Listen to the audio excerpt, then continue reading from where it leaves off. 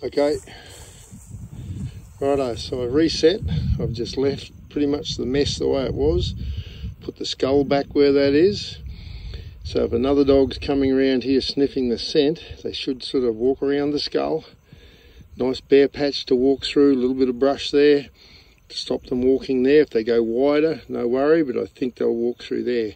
And it's a nice clear spot for them to put a foot. We might get a second one. Got that one strapped on the front. It'll be dripping a little bit of blood. That's good. That'll drip all the way along the road. I want these dogs to say, where's Freddie? Where did Freddie go? Come looking for Freddie.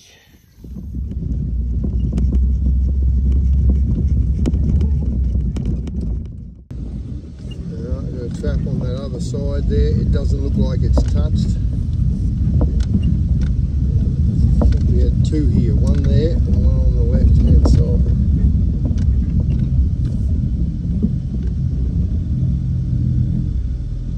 That one's untouched as well. Right, oh. We might have the dog hanging on the front that's been doing this, guys. Sit.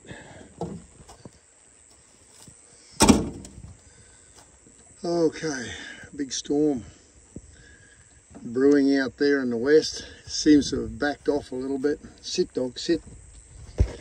We've gone a long way around here now without many tracks at all. A couple of kangaroo tracks in here. Very, very little.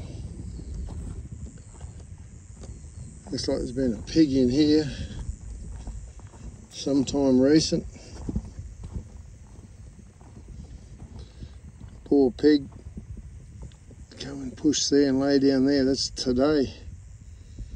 Probably up in this gully here somewhere. No dogs. Right, it's been a difficult run around here. There's just no sign up this end, so I'll set some traps here. Set one or two here and leave a part of a kangaroo here and see what happens. You never know. Like, there might be no sign here today and tomorrow there's 2 or 3 dogs come rocking through here. There's a dam over here. So it's a good spot for them to come and check anyway. And oftentimes they're on a beat. They could be, 7, 10, 21 days. Whatever their beat is, whatever their cycle is, they'll come back around here. Sometimes they're living in an area and they're here every day. Other times they're, a week or more before they come back in an area. So let's just get ready for them. Starting to run out of steam, I think, a little bit, eh? Skunk, you running out of steam? Are you? Brandon, what do you reckon? Time for sleep. Yeah, I'm not sure how many traps we've got in this afternoon. We've got a fair few, but not a lot of sign over this side at the moment. But that doesn't mean a lot. They could be just one step away somewhere, so I've got a pretty good circuit put in. We've probably got 15 traps, I suppose, or more in this side. And get out, you lunatic. Joe Brandon, you're a moron.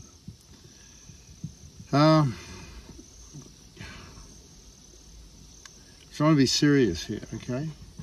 Trying to be serious. Yeah, so I get another one in this creek crossing here, and probably a couple more up here. The storms have been going all around. It's just a few scattered sort of little showers, and humidity's been through the roof, but it's just eased off now. It's good now, so a couple more and we'll head home, eh? Where's it?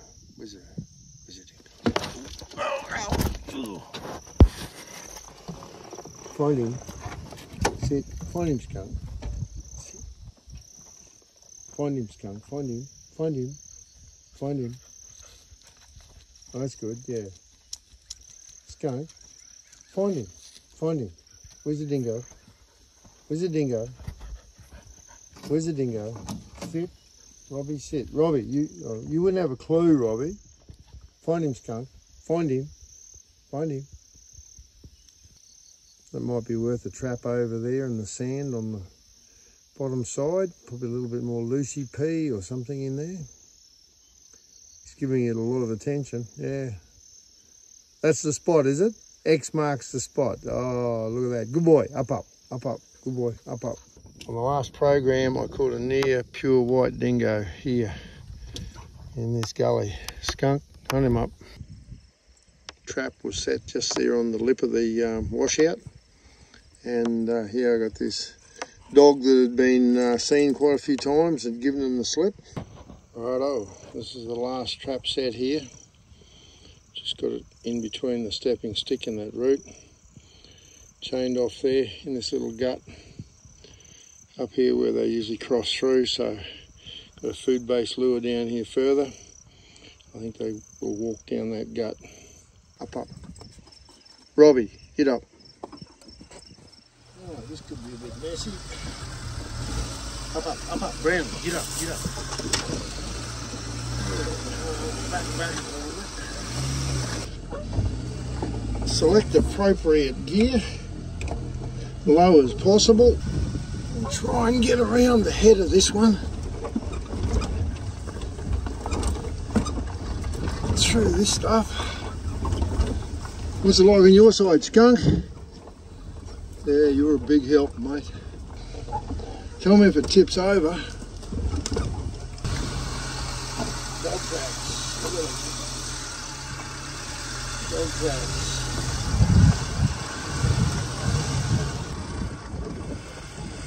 Who said to come this way? Righto. First and the last time I'll listen to you, skunk. Yeah.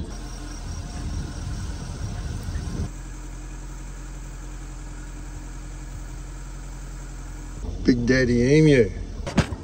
There's something about emus, you just want to chase them.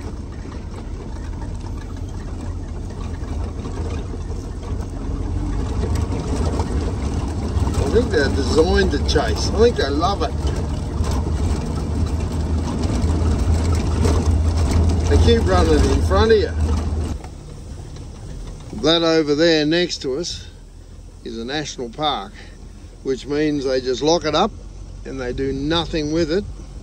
It turns into a big firebomb because there's no stock on it and the grass gets out of control. And when it burns like a bomb. And hunters are saying, let us in there, we'll get in there and control those nasty feral pests. It's just a vision in a lot of their heads. They think they're just going to run in there and it's going to be hunting utopia. The thing is, with a lot of this country, this national park country, it's that thick that a dog can't even bark in it. Yeah, there is possibilities. It can be done. Some areas you could do it, but it's not as easy as just opening the gate and letting everybody in there. It would have to be done very carefully and very strategically, and that's going to cost money. And who's going to pay for that? And people say, oh, I pay my taxes. Yeah, we all pay our taxes. So if you say, right, I pay my taxes, so I should be able to go in there, well, everybody pays their taxes or is supposed to. So let's put it to the vote. Let's put it to the general public whether they want us hunters in those state forests or national parks to hunt. And I think we've got a nasty shock coming to us. Now we've just come back on ourselves here now. Turn around, just got too washed out, too hard to go around the side of the national park. So we've come back on our tracks and yeah, some cattle have come in straight away and this is what they've done. Okay, they've been over everything here. Here's the trap set. Right, have they well wrecked?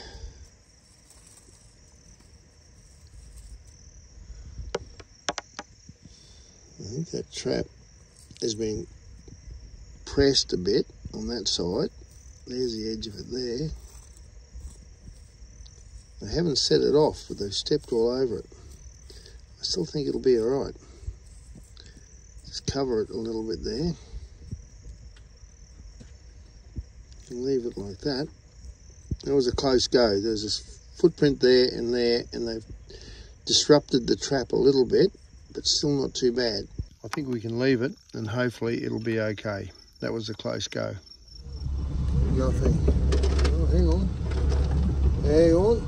I think we've had a dog over the top. Yep. We've had a dog come through here since we were here, walked along the side of our track. Good stuff. Right, it's pretty wet here to try and get a trap set in. Anyway, we'll try and put something in this sand, I'd say. Come here, I can't see where this dog has walked. One single dog. He might have come up on the grass. No sign here, but his tracks were back in that other gully. So where have you gone, little fella?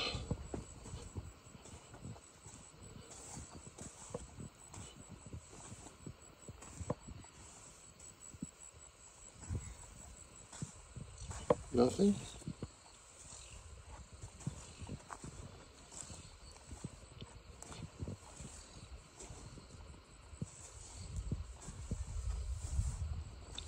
Nothing.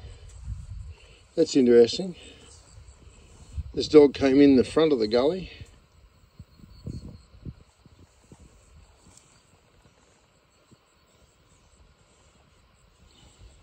There. There. While the last lot of rain was on. That's when it's been.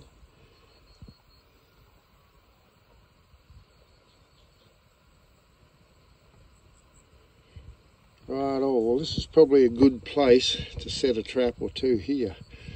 Away from the cattle, good dry sand. Get something to entice them in there where that old jawbone is.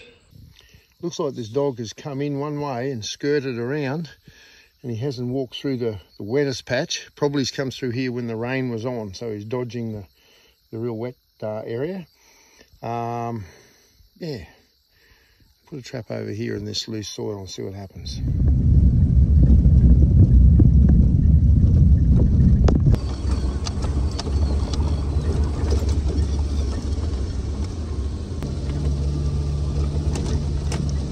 It needs a trap around here somewhere too. There's got to be dogs kicking around here where these calves are.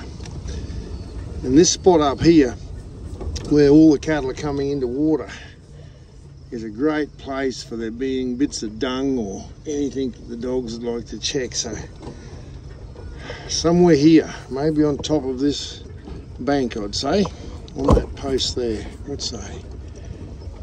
Yep, let's do one right there, boys. I poked fat in the holes on the post there, but the worst thing with it, it will draw the attention of the cattle. So I'm hoping those two rails there will let them put their noses in, have a bit of sniff, or a bit of a lick if they want to, but hopefully they won't wreck the trap. Once they've lost interest in it, then we've got a chance, like tonight, of a dog coming past here around the edge of the dam and pick him up. It's only, what, 7 o'clock. Already the humidity is way up. Well, last night, when I came here by the windmills, right on dark, I set a trap over here, but I dragged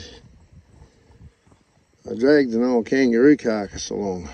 You know, this is the site where I did the dig, put the trap in there, scratch marks, fat on the fence.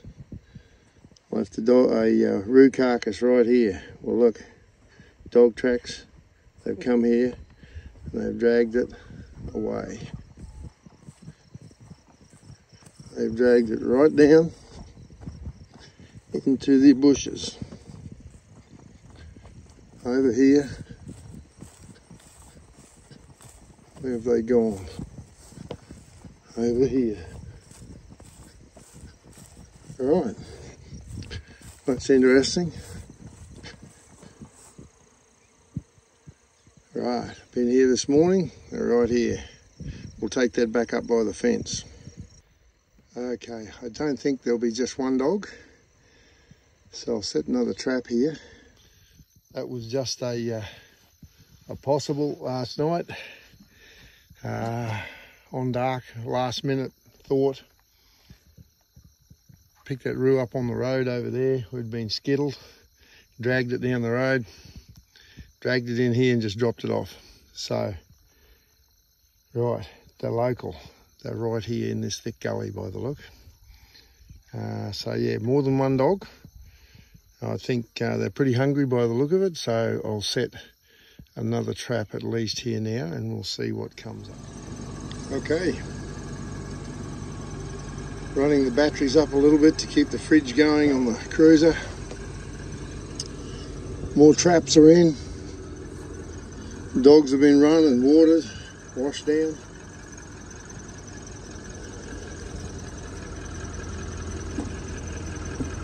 I think that's okay.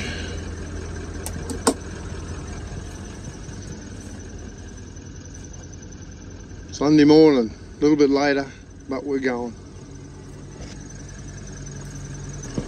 What do you reckon? You're a good boy, aren't you? You're a good boy. Yep.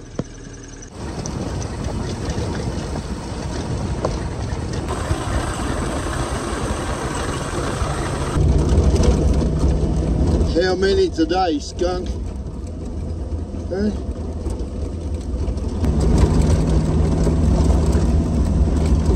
Just come along the road, just heading out towards my first trap, and a big dog crossed the road in front of me here. So I jumped out and just took a quick shot at him with a 223. I think I got him. Get out here and have a look. Get up, get up, get up. Get up.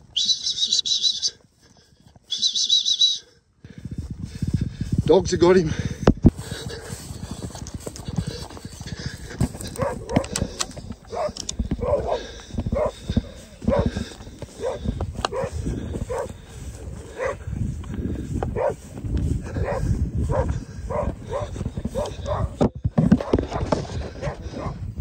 Off!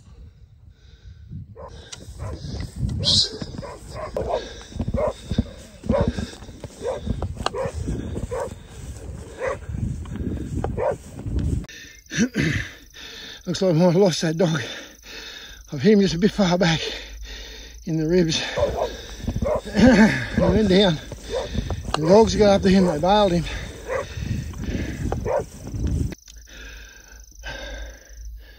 Bailed him, but he went out into all this lime bush and currant bush country in the rock. The dogs are bailing him, but he was biting them pretty savage. And they come back to me, and then they've lost him in this currant bush. He's bleeding bad out of behind the ribs, so I'll count him. Yeah, it's just too rough a going there, but hit him hard with a 223. Yeah, like about halfway down the ribs. A little bit too far back for a straight kill. He'd be dead in there. Hey dogs, here! Hey dogs. Get here.